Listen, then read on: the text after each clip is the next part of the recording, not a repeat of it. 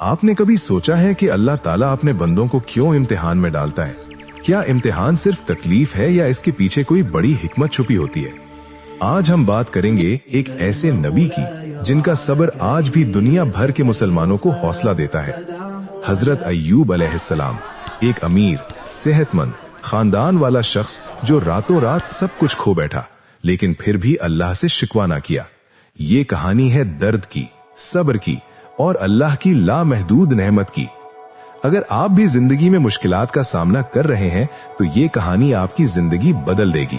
चलें शुरू करते हैं। हजरत अय्यूब अलैहिस्सलाम का जमाना तकरीबन 1500 कबल मसीह का है और वो इलाका औस में रहते थे जो आज के उर्दन या शाम के करीब है। अल्लाह ने उन्हें बहुत नवाजा था। वो एक बड़े मालदार थे। हजारों ऊंट, बकरियां, गायें, गुलाम और वसी जमीनें। उनके 7 बेटे और 3 बेटियां थीं। एक खुशहाल खानदान। हजरत अय्यूब ना सिर्फ अमीर थे बल्कि बहुत नेक और परहेजगार भी।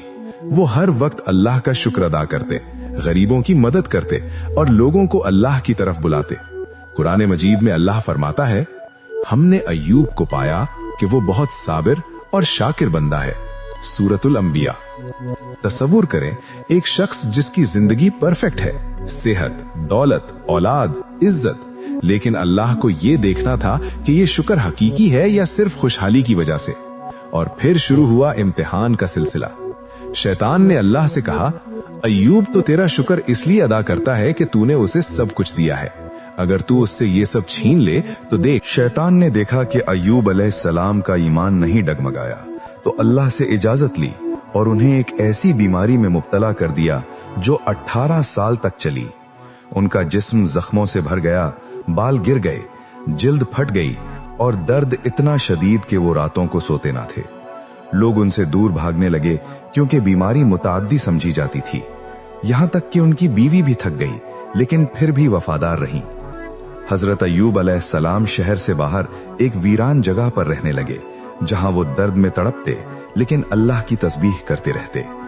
कुरान में अल्लाह फरमाता है, और अय्यूब को याद करो जब उसने अपने रब को पुकारा कि मुझे तकलीफ पहुंची है और तू सबसे ज्यादा रहम करने वाला है।